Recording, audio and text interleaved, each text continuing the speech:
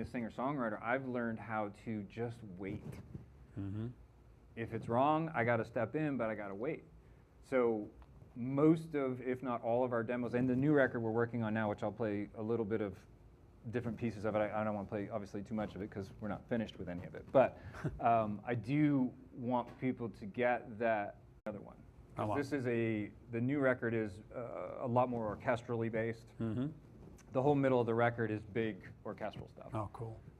So there's, you know, whole string sections, reed sections, horn sections. There's, you know, wacky guitars like we have on the other stuff. It's acoustic driven because that's who she is.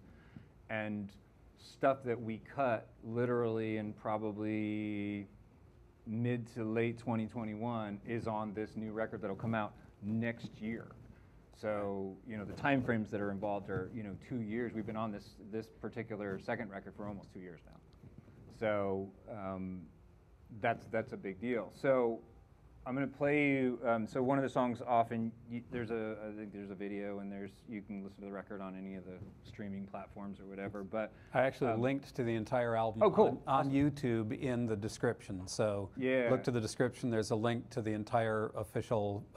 So this is, the Pro Tools thing that's up here is the actual master mix. So it's pre-mastered. I generally don't care nor want to hear too many of the things after they're mastered. That's between them and, you know, I trust the people that we hire. That's right. I think that's a big factor in life. Yep. If you're second guessing your mastering person, you probably got the wrong one. And that's most pros that I know. I mean, whether it be Leslie, myself, you know, DJ Swivel, like we all use mastering engineers. Right. Whether the labels continue to let us do that, we'll see. But yeah. You know, as of right now, we still use them. So there's a purpose in that. Yep. But I'm going to play you basically just her vocal, acoustic guitar and keyboards, which would have been our original demo. That's what Aoife and I would have started with. So I'll just play a little bit of this here real quick. Let me see where I'm at in the song. I'm just going to boogie up a little bit here. Took me out back for a drink, showed me the heart on his sleeve.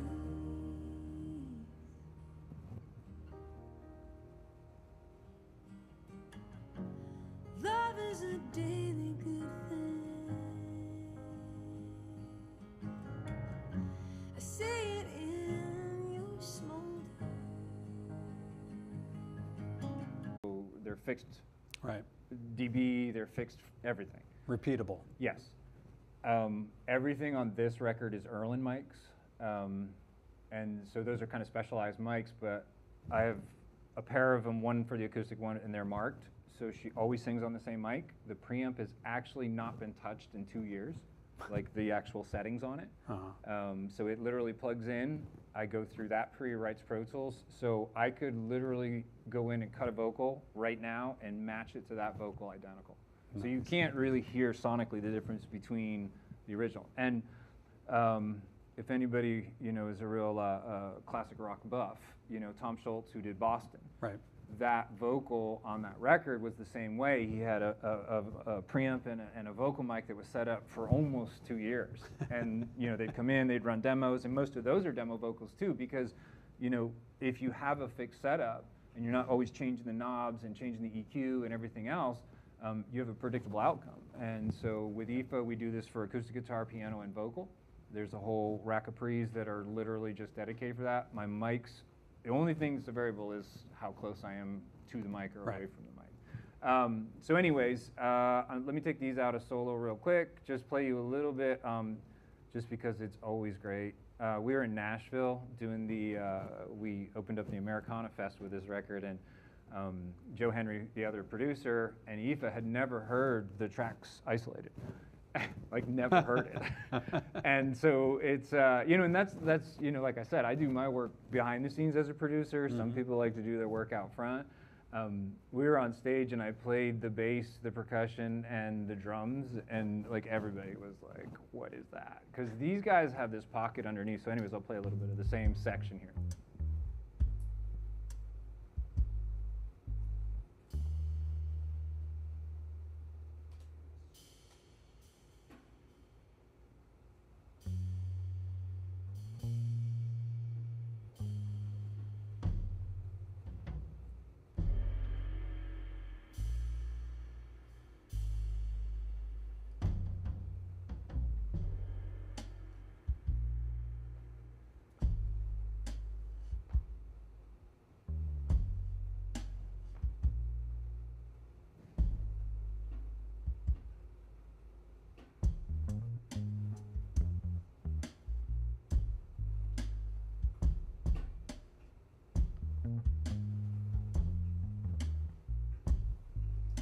So you always have to remember this is the middle of COVID. So drums, bass, literally weeks apart. Right. Didn't play together. We still get comments about everybody thinks we did this as a group. Right. And there wasn't an iota of this that was the together. The string stuffs were cut separate. Everything was pieced out. And I just want to show you this photo for all you guys that are not that one, maybe this one.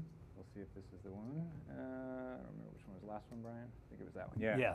So this is this looks crazy, doesn't it? So I think it's like a 54. This is some historical Slingerland kit that is, Yeah. you know, like I think it might be the only one in existence of its kind. But anyways, Jay's known for the drum set. That actually is kind of a mythical thing with him as well. But what I want you to see is where the drums for this record were recorded, because when you listen to the record, you think everything is so polished and so perfectly whatever manicured into being this rich and thick sound. Ton of ribbon mics, obviously. That gives you a little bit more of the thickness Right. that you would have. The drums are the factor. Real Caskin heads sometimes, depending on what is being cut. Again, he doesn't play traditionally, so he's got a ton of sticks and mallets and like weird, like that little section that just played. There's no actual hi-hat there. He's playing the hi-hat part with like a hot rod that's chopped up on the snare. So, but this is his living room, literally. And I think people need to get, if you have some ingenuity and you understand, again, it's more of that getting it to tape cleanly. There's some great spaces. We're in Florida. Florida rooms are great for cutting drums. I actually, prefer to cut drums on concrete or, reflective surfaces anyways. But this is, and if you, in the photo, can kind of see the top of the photo, that's an outdoor umbrella. And all that's doing is breaking up, so ceilings are flat, so your two problems are flat floor, flat ceiling, and so that umbrella is literally there just to kind of knock it out a little bit. It's not the drumbrella that a couple of the producers have tried to coin over the years. That is a whole different thing, because that you can move up and down. This is literally out of his backyard and stuck up next to the drums, but worked great, amazing. And as you're listening, if you guys listen to that record, the drums are predominantly mono on this record. Very little panning, because as you can see with the setup, mono overhead, the room mics are all in really kind of quirky spots. It took me probably a week to figure out what I was going to do, because I didn't know what to do with it when he, because it wasn't like stereo overheads. It wasn't the traditional thing that you would expect, and obviously we're involved with this recording process and making sure things are semi-clean. A couple of the vintagey mics I had to RX a little. If you guys don't know what RX is, it's amazing. Noise reduction. Yeah, but it's so far beyond now. Lip smacks. You can literally highlight a vocal and take out all the mouth noises. It's every day for me. As a mixer, I'm in RX every day for sure. But this is a great example of being able to record, again, 3 Grammy nominations out of, drums that were cut in his bed in the living room. So it is completely viable. In other words, you have no excuses for not making great sounds. Yeah, because I think even if you took, again, artist. Yeah. If you put somebody talented behind, the little kids' drum sets, they can sound amazing. Right. Aoife came in the other day. Her daughter was going to a cello lesson. Eric is a renowned cello player, and it was a little kid's cello. I'd never seen one. I didn't even know they had them. Yeah. It's just a little tiny cello, and I said, I'm gonna make Eric come in and play this thing, because I want to record this little baby cello with a really great cello player. I think it would be a cool thing. That would be great. So let me quickly kind of talk about how we get files around. I think that's something that gets out of control that doesn't need to. Well, yeah, you were talking about exchanging files with the drummer and trying to figure that out, and that's one of the things that fascinated me about your whole experience with this project, especially during COVID, but even continuing now, that files have to move around to people, A session has to go out to have string arrangements added, all the rhythm section parts being piecemealed together, and you've got to control it all, and you've got to communicate with all those people and be sure that they get exactly the things that they need to do what they do, and have it fit with everything else. So again, I'm not a file purist. That may irritate some people, but I prefer to, so I'll show you what I actually send them. I don't care if they do it at 44:116 or 96. I get 96 files sometimes from people that are really like, I gotta have the high tech. Great, whatever. I'm going to import your audio at 24:48. Don't care. What I'm usually doing is importing the wave. So I'll have a master session, and so when you're cutting drums, I send you stems, stereo guitar, stereo piano, stereo vocal, whatever I want you to hear. Those files, I will tell you, I just want the wave files back. I don't care what bit depth, sample rate, but they need to be that length. Right. And that way I can just import. All I do is lock the fronts of all the files together. Life is good, and there's no drift, there's no anything in these computers anymore. So we really don't have to worry about, and because I'm basically recreating a new audio file, I don't have to worry about any sync issues or any of that stuff. Knock on something, I haven't had in years to fish around to line something up. Right. And even if I did, the reference file, and a lot of people like to send me Pro Tools sessions back. So what they'll do is they'll just record it in their Pro Tools, send me the session. So I have what if that's the case, and maybe I got wild tracks, where they did the bass and it's like 15 seconds too long. So what I'll do is I'll chop them all to be the same length. Yep. And if I need to, I can import the session data from the originals to make sure that they're in the space they need to be in. And most of you guys hopefully know that if you use Broadcast Wave, when you record and when I stem that original one, that is actually timestamped to where it lives, which means if in turn they keep to that length, I can just timestamp stuff back in if I wanted to. Well, not to get exceedingly nerdy. No, it's all good. But there are all sorts of different ways to interchange files with people. There's the Pro Tools session format. There's AAF and OMF and a lot of these things that allow you to get a session back and forth between different DAWs or between different studios.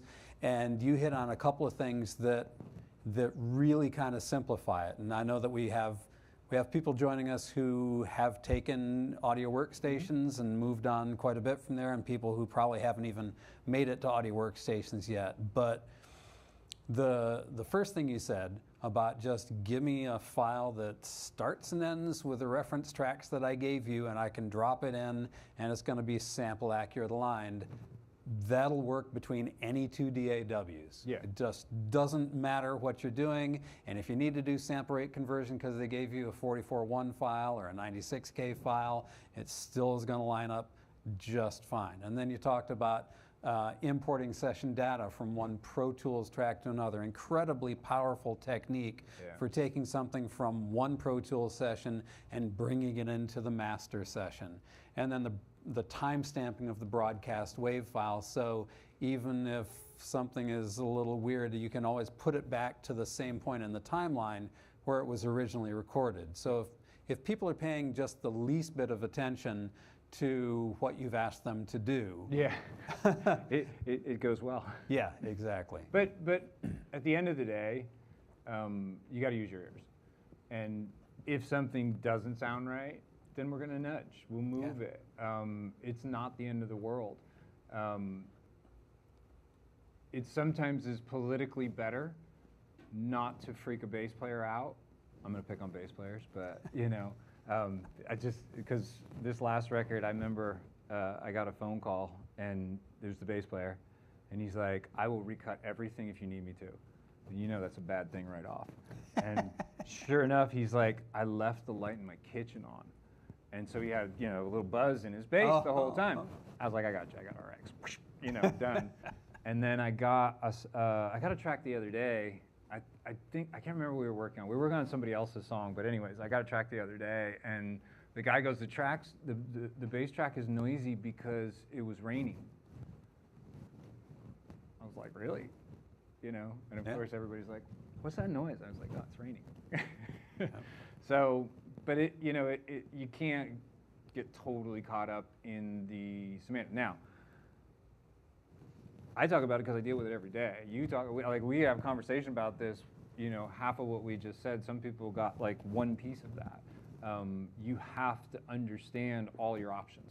Right. Which is, you know, session data, time stamping, OMF stuff if you really wanted to go down the rabbit hole. Music doesn't OMF as much as post does, Right. but, you know, it definitely is an option. There are some advantages to other DAWs with certain things.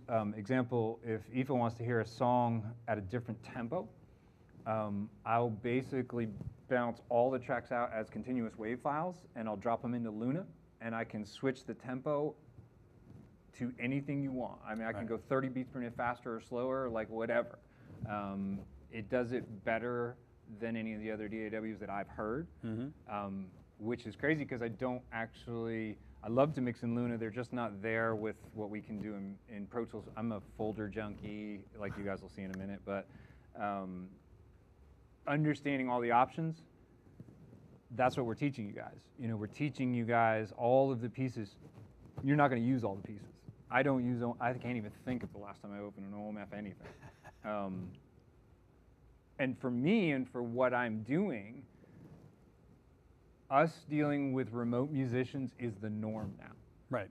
They do not have, for the most part, the experience that you would like.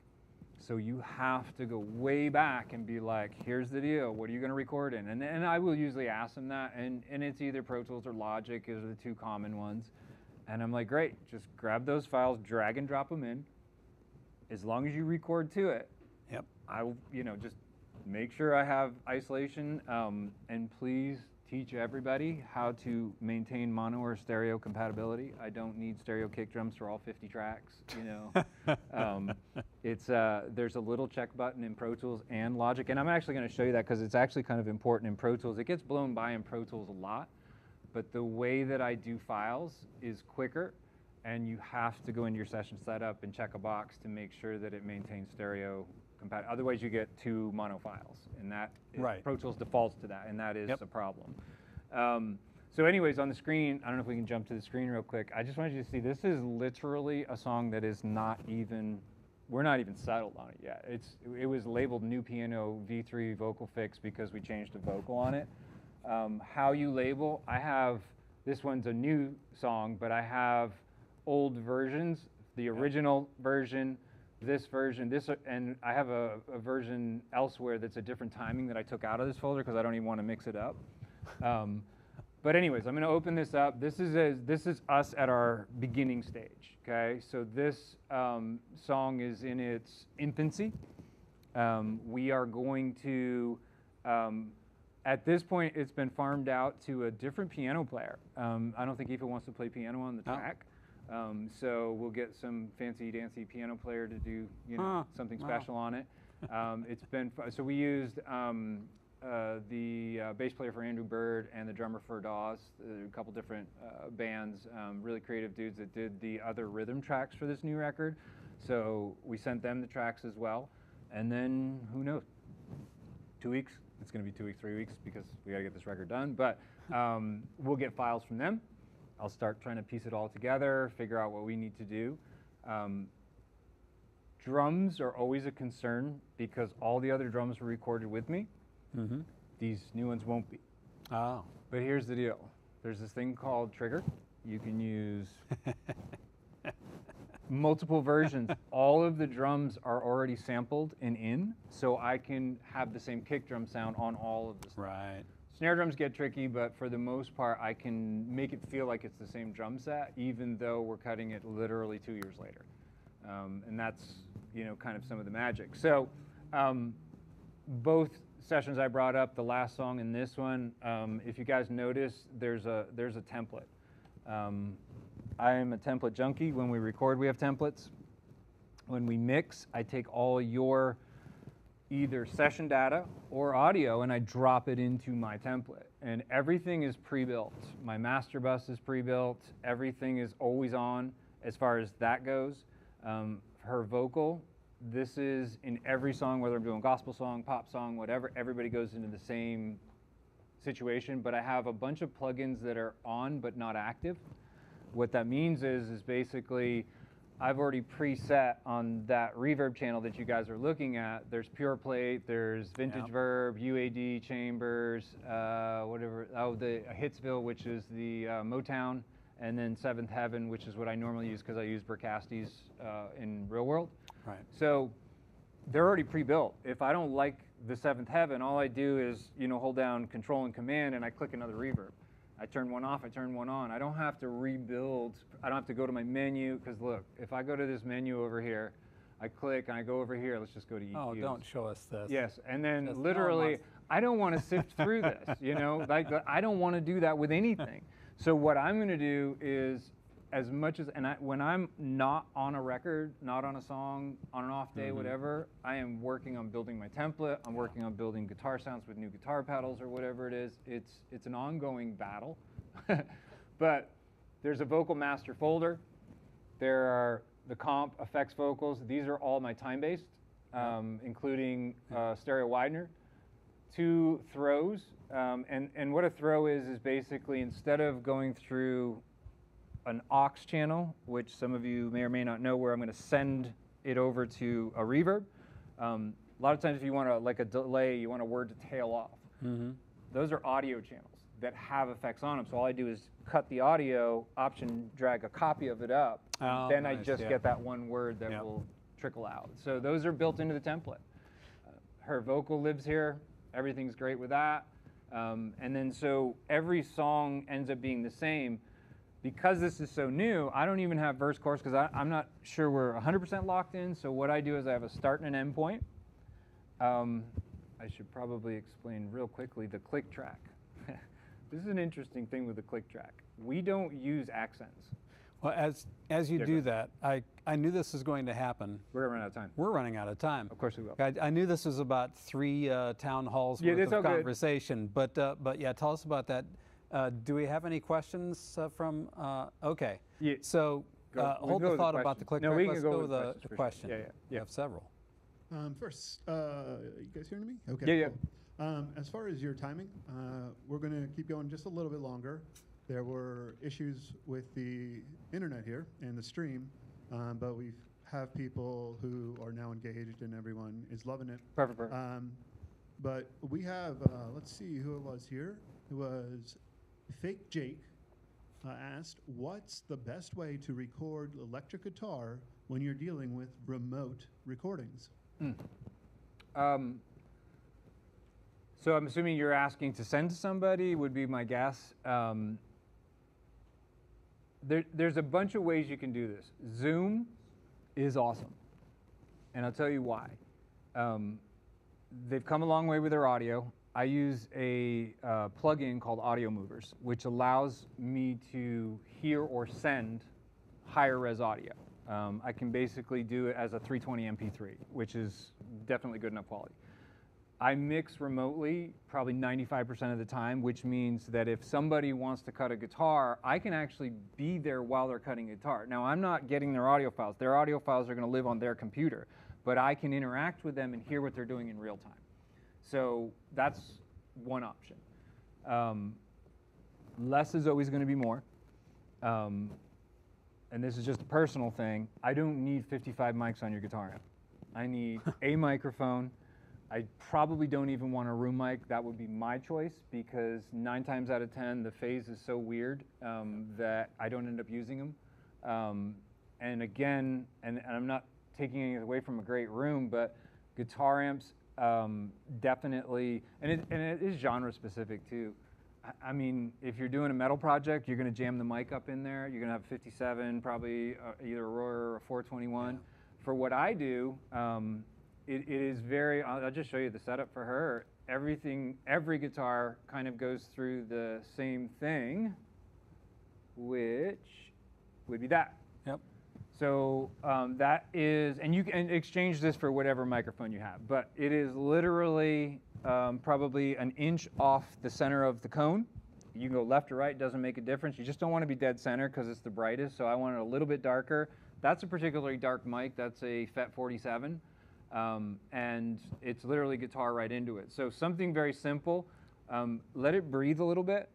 You know, don't be like on the grill cloth. Like speakers like to breathe, and people tend to forget that. But I would back it out a little bit and keep it as you know, clean. And I mean clean in the what you're recording, not in the actual sound. Right. But make sure that you're not adding distortion with the preamp because you think your guitar's that distorted, because that tends to be trouble for us later. Now, Hopefully that- would you want a DI track as well so you could reamp it? That is a tough question. I was anti-DI for a long time. I cut DIs now because what I will do is if we're cutting a sound live, if I even screw up the timing, what if we change the timing? So I will cut a DI. There's some problems in Pro Tools where if we don't always leave the DI track out, if we hide the DI track and we make an edit, the DI track and that don't, and I've been burned on this. Yep. So that's why I stopped doing DIs. If you are in control of your session, DI, DI, DI, just for the sake you can reamp. I reamp through the pedal board. Right. So when she's gone, I can literally play that guitar and retweak all the pedals, do a different sound, do alternate stuff, whatever. Cool. And don't be afraid of plugins. They're great. Yay. Yep. Next question. It doesn't seem we have questions, but we definitely have a lot of people interested in what you said. Somebody's commenting on your MPEG cab. Interesting. And It is, another, which is good that they're commenting because that is, if they know that's a bass cab. Yeah. And it's a 15-inch speaker. For her, she likes, and I like for Americana, a darker sound. It's a slower response. She does a lot of finger stuff. So right now I'm using a Bad Cat. For this record, I'm using a Bad Cat as opposed to an Orange. And I'm using a 412 Boogie cabinet for this record. Very cool. Well, one comment from Michael says, I love it. And then we have Charlie chiming in here with, how would you make space in the center of double-tracked rhythm guitars to fit vocals and or lead in the space without making the rhythm guitars sound thin? So there's, whether it's 300 or 500, you know, there's going to be a low mid thing in the guitar. People want to filter out all the low end on guitars. I tend to be the opposite of that. I'm going to take a little tuck of the low mid stuff, but I actually make guitars brighter usually to get them out of the way of, like even in a rock song. I mean, you know, if you listen to Aerosmith or you listen to even a Zeppelin track, even the old stuff, there's like a top and this low mid thing, and the vocal, because it's around 2K, is going to sit in this hole. Yep. So it's not as bad. I mean, you know, I was with Deep Purple for like almost 12 years, like, you know, just over, it was a long period of time. We did a lot of records. And I was with, you know, Richie Blackmore, Satriani, and Steve Morris, and all of them like to play loud. All of them like to be heard. And, you know, when you have a Hammond organ that's screaming through a Marshall as well, what they're asking is an appropriate question. Where do you find the space? Yeah. It is little contours. It's not the big moves like I'm going to pull all 6K out of the guitar, and that's what I think everybody tries to do is they try and make the guitar whole and then put the vocal in it, and it's really not that. You just do a little nip and tuck to figure out, because look, every song, even if it's the same singer, is going to have a different frequency response. Right. So, like, I remember we were doing this song Bloodsucker where for Deep Purple, where Ian is singing so high that I had to actually bring the guitar top end down because he was going to be on top of that. So it's always a push-pull. Don't take a track, copy a track, and call that a double track. That is not a double track. You need to play this, human play it, twice. Vocal, same thing. Don't try and copy it. It never turns out the way everybody wants it to. Two performances. People also think you need to put 55 guitars on guitar stuff. Right. A lot of the AC/DC stuff, most of the Purple stuff, one or two guitars goes a long, long way if it's executed right. Right. And it's actually more powerful to use less distortion. I know we don't have time, but triangle wave, this is buzzy and gets in your way. This is good and gives you power. So like the more modulation you have on the input, the worse it gets, unless you're doing metal. Wholly different ball. That's a whole nother thing. You know, we can talk about the trivium thing or something some other time. Wow. Oh, we have more. I'm good. Michael says, for vocals, is there a right way to stack vocals? And he wanted to clarify by saying, meaning if I stack them, I think, should I pan left, right, and center? And finally, how would you go about leveling the music? For example, making nothing is too overpowered and underpowered. Yeah, so it's a little bit of a music history thing.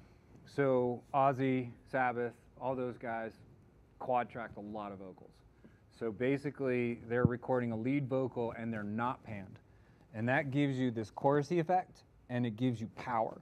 So things don't really mess with that.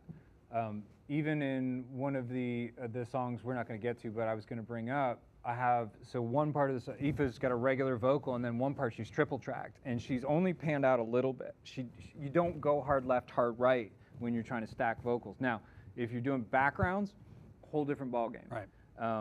I generally don't go past like 11 and 2. I leave that for the lead. Everything else can kind of fan within there. One of the things I'm just symmetrical. It's a weird thing. I don't know if it's a little touch OCD or whatever, but Really? I always track 2 of everything. And when I say I track 2 of everything, if I do a guitar, I'm going to do 2 guitars. Now, with Aoife, what we do is we always play an inversion and play it differently. Right. Because Americana, I don't want the traditional strummy left-right thing. That's Right. like pop Americana. What we're doing is we'll play a part finger picking. The next side may be capoed and at a different inversion Right. and then played. Or we'll retune. We'll actually use a different tuning on the guitar to play that part, so we have contrast between our left and right. You always want this like movement thing to happen. If you're doing big static vocals, guitars, anything like that, the idea is you don't want it too far away where it sounds like a delay, but you also don't want it too close that it starts to phase. And that is on the artist, unfortunately. Otherwise, what we're going to do is every other word we're going to cut and nudge. And trust me, when you spend about 10 hours doing that, you're going to wish that you had an artist that could do it. And that was the thing about the 70s guys. Yeah. Ian Gillan, the first time I quad-tracked his vocal, I was astonished. I'd never heard something so perfectly doubled that wasn't phasey. He heard and knew how to stack vocals every single time. So, I mean, and that's not the answer anybody wants to hear, but it's like it really does originate with the singer to be able to stack vocals. I did a lot of, pop stuff. I did Backstreet and those kind of things, and, we were just crunching through vocals, and then we would line them up, and we would tune them, and we would do all that. And that's the mechanical sound of pop music, is us manipulating, auto-tuning, doing all that stuff. When you listen to somebody double track, even 2, astonishingly bigger than having 10 vocals all mechanically put together. So I don't know if that answered the question or not, but.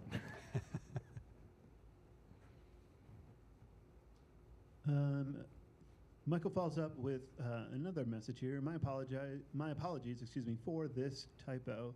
I was typing too fast. I'm trying to type the question in. So I think you got the message across as our viewers were looking for. Cool. So with that, I give you about 5 more minutes to wrap it up, and then I think we're going to move on. Super. Well, first of all, promise us you'll come back and talk about this more. Oh, whatever you guys want. I mean, Awesome. we got tons of record. We can talk gospel all day too. I'm going to finish with a selfish question. Sure. So there was a famous jazz saxophonist in the 40s, 50s, 60s, 70s named Paul Desmond. Mm-hmm. He had a beautiful, pure, dry sound. Mm-hmm. Someone once described it, and he ended up hating this description by the time he was very old. Somebody likened his sound to the taste of a dry martini. Yeah. Which actually was a pretty good description, but he got tired of it. Aoife's voice has some of that same character. She can sing a straight tone Yeah. that is just pianissimo and pure and has not edge, but a texture to it that you could just about reach out and touch. And it's just a glorious sound, and she uses it and leverages it to great dramatic and musical effect. How did you capture that sound? What was it about your recording process that captured and enhanced her ability to create that really pure, dry, expressive sound? It's funny you mention that because it's pretty heavily affected. Which is, I mean, the illusion of it being dry is the intent, but it is so far from dry, it's ridiculous. So like even this one, I'll solo this vocal up here just so you can hear how, and this is pretty normal setting here. I'll just play a little bit of her vocal by itself. Once in a lifetime, Let me get rid of the click. the power is ours, but we'd rather stare at our phones. Talking about So there are 2 delays and a reverb and a widener on it. The idea is to find the magic bullet, which is the vocal comes in and you bring the room to the vocal. Pre-delay is the other thing. When you run reverbs, just for example with this one, this is Seventh Heaven. So I have it, I always time everything too. I mean, I'm big on timing delays and reverbs and stuff. Sometimes you need to go a little while, but for the most part I do. But this is locked to the tempo. So when I move this gives me wherever, I want to generally be around 30 to 60 milliseconds minimum on a vocal. Anything that's melodic and moves, I want a longer pre-delay. Drums, I don't want a pre-delay. I don't want to hear the, you know, I want it to literally come at the same time as the impact, I mean, within milliseconds. So, but for vocals, one of the big things is you can have a big space. Like I've got almost 2.5 seconds, 2.15, yeah. So, I mean, this is over a 2-second reverb that's on her vocal, so the tail is pretty long, but because of the pre-delay, she happens, then the effect happens. That is always the best way to get it away. And delays, delays, and delays. Delays live like that Echo Boy that's here, just so you guys can see what's happening. The Echo Boy that's here, it's 100% wet because it's on an aux track. Right. It's also filtered to not have the high end off the vocal. Right. So the vocal happens, and then the delay is actually a little muddier, but it's also stereo. So the delay, it's not ping pong, it's just a stereo delay, so that when it happens, it almost pulls like this. Right. And that gives you the illusion like we're in a normal space. And then I always use tons of saturation. But So almost everything that you just described is a way of separating the dry vocal from the time-based effect. yeah. So the pre-delay, the panning, the filter, all of these things are ways that you can get the sort of lush reverb happening without muddying up the vocal. It's that separation factor, and you're doing it in multiple ways Right. simultaneously. Well, and the other thing is so I'll just click through her plugins. So I could take all these plugins off, trust me. She is absolutely astonishing. Like when you go in the room, you hear the same thing. What I'm doing is pushing it into this realm, like what they were asking before. How do you get a vocal to sit with this much density? Yep. And so the plugins are what allow me to do that. So filter out real quick. I mean, this is it. I mean, literally 88. This is a dynamic EQ, so it's when she hits 8K real hard, it just dips a tiny bit. It's not always on. That's probably one of the newest Swiss Army knives that all of us have. When I play this, you'll see it'll once play. in a lifetime, the power is Barely ours, any compression on here right now. we'd rather If stare she starts to jam, which she does later on in the song, that's going to go to 7 dB of compression. But that compressor is picked because what it does. There's no, like, you can't pull out some generic compressor. I see people do this all the time. They have, like, I'm not picking on it, but they have like a digi compressor, they have a waves compressor, and one of the things older engineers have is we only had a couple, so we had to choose the right one for the right sound. The Blue Stripe is one of everybody's go-to vocal compressors, 1176. I don't like LE2s on her vocal. I've been through everything, Fairchild, like the whole thing. Yep. So she goes into this, usually between 5 to 7 dB of compression is where I want to be. Moog EQ I usually run on if I needed it, I don't on this song, but this is already preset to have a little bit of 2.5, so that's that bite on the vocal, and the air on the vocal is 20K. The de-esser, it's an old school one, so it's a DBX 902 basically on steroids. Great de-esser there. Soothe is a whole conversation that we should have like a whole 45 minutes to explain, but this takes resonant frequencies out of stuff. So if there's like if she holds on like a lower note, there could be a little honk that this will, and when you play this, you'll see it'll start to, maybe you can probably won't on this one, but it's too quiet right now, but it'll start to dip out any of those resonant frequencies. Then I run C6, which is a multiband, which is just, I'm talking, this thing is moving just like this. It's just kind of like wobbling a little bit, of maybe a dB and a half, but what it's doing is just leveling that frequency out. And then it comes out, that's it. Everything's pre-built, preset. That's what pushes it in the mix. You reach for specific plugins the way a guitarist reaches for a specific guitar to get a sound. I spend so much time, like it's not on here right now, but I spend time working I don't have like presets. If you look at I don't have any presets, but I've tweaked everything for that vocal. Yep. I've tweaked everything. If you look at my guitar presets, they're tweaked for a guitar. I really spend time also, it's part of the job. I get every new plugin there is. SSL sends me stuff on a daily basis, and I make sure, and I see, so I actually used to use S1, and then I used the German guys, what was that company? Sorry, I'm drawing a blank. Anyways, I used a different imager. SSL turned me onto their imager, the other, that's all I've been using. Wow. The thing is amazing because it doesn't get phasey. I'm gonna close by breaking the guitar analogy of reaching for a specific guitar. Having a whole rack of guitars doesn't do a guitarist any good if they can't play the guitar in the first place. So everything that you're learning about how to use the compressor that you have is essential before you start choosing from that rack of a million different plugins. Learn what an attack and a release time does. Heck yeah. It is really hard to hear early on in your career, but it is the biggest amount of manipulation you have on a vocal. You can make boring vocals great. You can make too excited vocals boring. Like, this is why every article you hear somebody talking about compressors and vocals, it's always, I'm squashing it. And you see us putting 7, 10 dB of compression, but it doesn't sound like it. And that's because we're manipulating. Cool. Wow. Darren, thank you so much for sharing this with us. Appreciate it. Thanks for being with us today. I'd like to extend thanks to the Audiovisual Technologies class here in show production for providing production support, and their course director, John Kost. Thank you all.